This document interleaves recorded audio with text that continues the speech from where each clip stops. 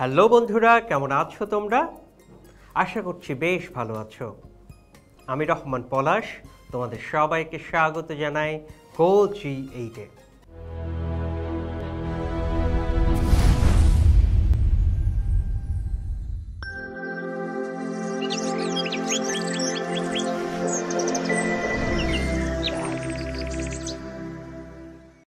বন্ধুরা, আগের এপিসোডে আমরা একাদশ ও দ্বাদশ শ্রেণীর পৌরনীতি দ্বিতীয় পত্র বইয়ের চতুর্থ অধ্যায় বাংলাদেশের সংবিধান, এই অধ্যায় থেকে বাংলাদেশের সংবিধানের সংশোধন পদ্ধতি, বাংলাদেশের সংবিধান প্রথম সংশোধন আইন, বাংলাদেশের সংবিধান দ্বিতীয় সংশোধন আইন ও বাংলাদেশের সংবিধান তৃতীয় সংশোধন আইন সম্পর্কে আলোচনা করেছিলাম। আজ আমরা এই অধ্যায়ের নতুন বিষয় বাংলাদেশের সংবিধান চতুর্থ সংশোধন আইন, বাংলাদেশের সংবিধান পঞ্চম সংশোধন আইন, বাংলাদেশের সংবিধান ষষ্ঠ সংশোধন আইন এবং বাংলাদেশের সংবিধান সপ্তম সংশোধন আইন সম্পর্কে আলোচনা করব। চলো তাহলে আলোচনা শুরু করা যাক। বন্ধুরা, প্রথমে আমরা জানব বাংলাদেশের সংবিধান চতুর্থ সংশোধন আইন 1975 সম্পর্কে। বাংলাদেশের সংবিধানে যতগুলো সংশোধন হয়েছে তার মধ্যে অনেক গুরুত্বপূর্ণ সংবিধান এই সংবিধানটি, অর্থাৎ চতুর্থ সংবিধান। এই সংবিধান সংশোধন হয়েছিল 1975 সালের 25 জানুয়ারি।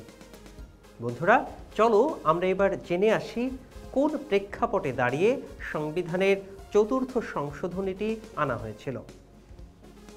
তখনকার সময়ে অর্থাৎ 1975 সালে আইন শৃঙ্খলার অবস্থা দিন দিন অবনতি হচ্ছিল, কারণ মুক্তিযুদ্ধের সময় যারা স্বাধীনতার বিপক্ষের শক্তি ছিল তাদের দৈরাত্য বেড়েই চলছিল।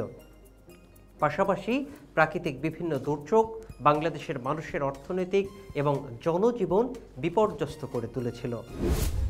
বন্ধুরা, সোভিয়েতপন্থী বা সোভিয়েত ইউনিয়নের যারা একটি সমাজতান্ত্রিক রাষ্ট্র গঠন করেছিল তখন তাদেরও এখানে প্রভাব ছিল, যাতে বাংলাদেশ একটি সমাজতান্ত্রিক এবং এককেন্দ্রিক রাষ্ট্রে পরিণত হয়।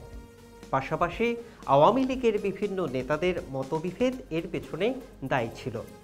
সবচেয়ে গুরুত্বপূর্ণ যেটি ছিল সেটি হচ্ছে বঙ্গবন্ধু শেখ মুজিবুর রহমান একটি শোষণমুক্ত সমাজ প্রতিষ্ঠায় সংকল্পবদ্ধ ছিলেন। এ কারণেই তিনি চাচ্ছিলেন অর্থনৈতিক যে সকল সমস্যা রয়েছে সেই সমস্যাগুলোকে কাটিয়ে উঠতে। যুদ্ধবিধ্বস্ত একটি দেশের জন্য এই অর্থনৈতিক সমস্যাগুলো কাটিয়ে তোলার ক্ষেত্রে তিনি এই ধরনের একটি সংশোধনী আনাকে অত্যন্ত গুরুত্বপূর্ণ ভেবেছিলেন।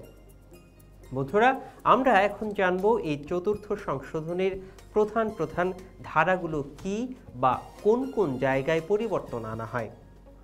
এর আগ পর্যন্ত বাংলাদেশ কিন্তু প্রধানমন্ত্রী কর্তৃক শাসিত হতো এবং প্রধানমন্ত্রী রাষ্ট্রপতিকে যে পরামর্শ দিতেন রাষ্ট্রপতি সেই পরামর্শ অনুযায়ী বিভিন্ন কাজ করতেন। বাংলাদেশ সংবিধানের চতুর্থ সংশোধনীর ধারা বা বৈশিষ্ট্যগুলো হলো রাষ্ট্রপতি শাসিত সরকার ব্যবস্থা প্রবর্তন, অনুগত মন্ত্রিসভা, উপরাষ্ট্রপতির পদ সৃষ্টি, বিচার বিভাগের ক্ষমতা, একদলীয় ব্যবস্থা, জাতীয় সংসদ সদস্যদের বাধ্যতামূলকভাবে জাতীয় দলের সদস্যপদ গ্রহণ, জাতীয় সংসদের মেয়াদ বৃদ্ধি, জাতীয় সংসদ কর্তৃক আদালত বা ট্রাইব্যুনাল গঠন, রাষ্ট্রপতির অপসারণ বিধি পরিবর্তন, আইনসভার ক্ষমতা হ্রাস এবং নির্বাচন কমিশন ও কর্ম কমিশনের ক্ষমতা সংকোচন। বন্ধুরা, আমরা এইবার আলোচনা করব বাংলাদেশের সংবিধান পঞ্চম সংশোধন আইন 1979 সম্পর্কে। 1975 সালের 15 আগস্ট এক সামরিক অভ্যুত্থানের মাধ্যমে জাতির পিতা বঙ্গবন্ধু শেখ মুজিবুর রহমানকে সপরিবারে হত্যা করার পর থেকে 1979 সালের 6 এপ্রিল পর্যন্ত বাংলাদেশে সামরিক আইন প্রচলিত ছিল। এই সামরিক শাসন আমলে 1975 সালের 15 আগস্টের রাজনৈতিক ও শাসনতান্ত্রিক পট পরিবর্তনের সাথে মিল রেখে প্রেসিডেন্ট ও প্রধান সামরিক আইন প্রশাসক মেজর জেনারেল জিয়াউর রহমান বিভিন্ন সামরিক আইন, নির্দেশ সামরিক আইন বিধি, অধ্যাদেশ এবং অন্যান্য আইন ও আদেশের মাধ্যমে সংবিধানে কতকগুলো গুরুত্বপূর্ণ পরিবর্তন ও সংশোধন সাধন করেন। বন্ধুরা, এরপরে জেনারেল জিয়াউর রহমানের সামরিক ফরমান, আদেশ, নির্দেশগুলোকে বৈধতা প্রমাণের জন্য 1979 সালের 4 এপ্রিল সংবিধান সংশোধনী বিল জাতীয় সংসদে উপস্থাপন করা হয়। আর এই বিলটি উত্থাপন করেন তৎকালীন সংসদ নেতা ও প্রধানমন্ত্রী শাহ আজিজুর রহমান। 1979 সালের 5 এপ্রিল জাতীয় সংসদ এই সংশোধনী পাশ হয় এবং 6 এপ্রিল রাষ্ট্রপতি কর্তৃক তা অনুমোদিত হয়। তারপর থেকে এটি বাংলাদেশ সংবিধানের 5ম সংশোধনী নামে খ্যাত। বন্ধুরা, এই 5ম সংশোধনীর বৈশিষ্ট্যগুলো হলো: সংবিধানের প্রস্তাবনার পরিবর্তন, রাষ্ট্রীয় মূলনীতির ক্ষেত্রে পরিবর্তন, ক্ষতিপূরণ প্রদান, সুপ্রিম জুডিশিয়াল কাউন্সিল গঠন, রাষ্ট্রপতি ও প্রধানমন্ত্রীর ক্ষমতা ও জাতীয় সংসদের সাথে সম্পর্ক, জাতীয় সংসদের অর্থ সংক্রান্ত ক্ষমতা হ্রাস এবং জাতীয় সংসদের সংবিধান সংক্রান্ত ক্ষমতা হ্রাস। বন্ধুরা, আমরা এইবার জানব বাংলাদেশ সংবিধান 6ষ্ঠ সংশোধন আইন 1981 সম্পর্কে। 1981 সালের 30 মে রাষ্ট্রপতি জিয়াউর রহমান চট্টগ্রামে সেনা বিদ্রোহে নিহত হলে তিনি উপরাষ্ট্রপতির বিচারপতি আব্দুস সাত্তার অস্থায়ী রাষ্ট্রপতি হিসাবে দায়িত্ব গ্রহণ করেন। 1981 সালের 15 নভেম্বর রাষ্ট্রপতি নির্বাচনের দিন ধার্য করা হয়। বিএনপি বিচারপতি সাত্তারকে রাষ্ট্রপতি পদে তাদের প্রার্থী হিসাবে মনোনয়ন দান করতে সিদ্ধান্ত নেয়, কিন্তু বিচারপতি সাত্তার রাষ্ট্রপতি নির্বাচনে বৈধভাবে প্রতিদ্বন্দ্বিতা করতে পারবেন কিনা সেই বিষয়ে সন্দেহ সৃষ্টি হয়। বন্ধুরা, এর কারণ তখন তিনি উপরাষ্ট্রপতি হিসেবে বাংলাদেশ রাষ্ট্রের কর্মে লাভজনক পদে আসীন ছিলেন। রাষ্ট্রপতি হিসাবে বিচারপতি সাত্তারের নির্বাচন প্রার্থিতাকে সংবিধান সম্মত করার জন্য সংবিধান সংশোধন করার প্রয়োজন অনুভব করেন, অর্থাৎ সে সকল পদের সঙ্গে উপরাষ্ট্রপতির পদকেও নির্বাচনের উদ্দেশ্য সাধনের জন্য লাভজনক পদ নয় বলে ঘোষণা করার আবশ্যকতা দেখা দেয়। 1981 সালের 1 জুলাই 6ষ্ঠ সংশোধনী বিল জাতীয় সংসদে উত্থাপিত হয়। আওয়ামী লীগ অধিবেশন বয়কট করে। বিলের পক্ষে 252 ভোট পড়ে, বিপক্ষে কোনো ভোট পড়েনি। বাংলাদেশ সংবিধানের 6ষ্ঠ সংশোধনী বিল 1981 সালের 1 জুলাই তৎকালীন সংসদ নেতা শাহ আজিজুর রহমান কর্তৃক জাতীয় সংসদে উত্থাপিত হয় এবং 8 জুলাই জাতীয় সংসদ কর্তৃক গৃহীত হয়। রাষ্ট্রপতি 10 জুলাই এই বিল অনুমোদন করলে তা আইনে পরিণত হয়। বন্ধুরা, 6ষ্ঠ সংশোধনীর ধারা বা বৈশিষ্ট্যগুলো হলো: সংবিধানের 51-র 4 উপধারা সংশোধন করে বলা হয় যে উপরাষ্ট্রপতি রাষ্ট্রপতি রূপে নির্বাচিত হলে তিনি যে তারিখে রাষ্ট্রপতি হিসেবে কার্যভার গ্রহণ করবেন সে তারিখে তার উপরাষ্ট্রপতি পদ শূন্য হয়েছে বলে গণ্য হবে। সংবিধানের 51-র 5 ধারা সংযোজন করে বলা হয়েছে যে রাষ্ট্রপতি অথবা রাষ্ট্রপতি সংসদ সদস্য নির্বাচিত হলে তিনি রাষ্ট্রপতি অথবা উপরাষ্ট্রপতি পদে বহাল থাকা পর্যন্ত অনুরূপ সংসদ সদস্য থাকার যোগ্য হবেন না। সংবিধানের 51-র 6 উপধারায় সংযোজন করে বলা হয় যে কোনো সংসদ সদস্য ও রাষ্ট্রপতি নির্বাচিত অথবা উপরাষ্ট্রপতি নিযুক্ত হলে রাষ্ট্রপতি কিংবা উপরাষ্ট্রপতি রূপে তার কার্যভার গ্রহণের দিন সংসদে তার আসন শূন্য বলে গণ্য হবে।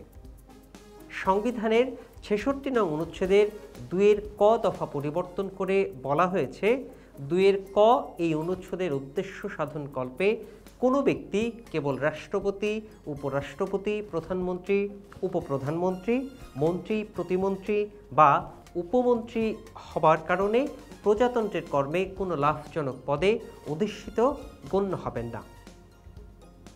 বন্ধুরা, এরপরে রয়েছে বাংলাদেশ সংবিধান 7ম সংশোধন আইন 1986। 7ম সংশোধন অনুমোদিত হয় 1986 সালের 11 নভেম্বর। তখনকার সময়ে সামরিক শাসন চলছিল।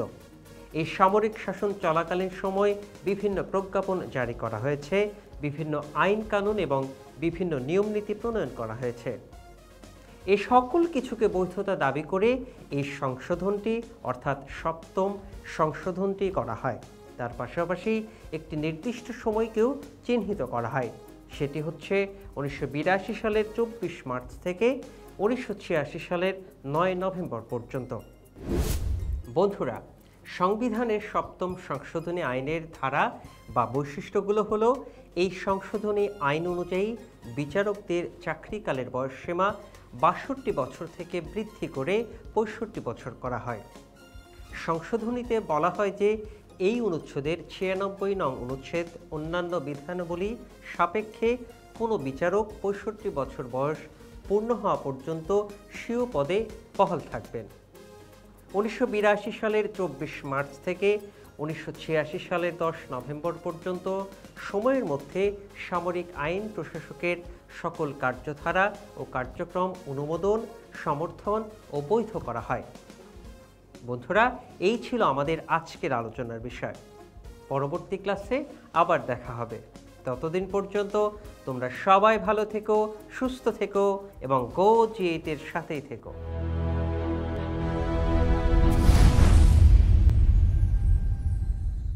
বন্ধুরা, এতক্ষণ যা আলোচনা করলাম তা থেকে গুরুত্বপূর্ণ কিছু নোটস জেনে নিই। বাংলাদেশে যতগুলো সংশোধন হয়েছে সংবিধানে, তার মধ্যে অনেক গুরুত্বপূর্ণ সংবিধান এই সংবিধানটি অর্থাৎ চতুর্থ সংবিধান। এই সংবিধান সংশোধন হয়েছিল 1975 সালের 25 জানুয়ারি। 1975 সালের 15 আগস্ট এক সামরিক অভ্যুত্থানের মাধ্যমে জাতির পিতা বঙ্গবন্ধু শেখ মুজিবুর রহমানকে সপরিবারে হত্যা করার পর থেকে 1979 সালের 6 এপ্রিল পর্যন্ত বাংলাদেশে সামরিক আইন প্রচলিত ছিল। 1979 সালের 5 এপ্রিল জাতীয় সংসদ এই সংশোধনী পাশ হয় এবং 6 এপ্রিল রাষ্ট্রপতি কর্তৃক তা অনুমোদিত হয়। তারপর থেকে এটি বাংলাদেশ সংবিধানের পঞ্চম সংশোধনী নামে খ্যাত। 1981 সালের 30 মে রাষ্ট্রপতি জিয়াউর রহমান চট্টগ্রামে সেনা বিদ্রোহে নিহত হলে তিনি উপরাষ্ট্রপতির বিচারপতি আব্দুস সাত্তার অস্থায়ী রাষ্ট্রপতি হিসাবে দায়িত্ব গ্রহণ করে। 1981 সালের 15 নভেম্বর রাষ্ট্রপতি নির্বাচনের দিন ধার্য করা হয়।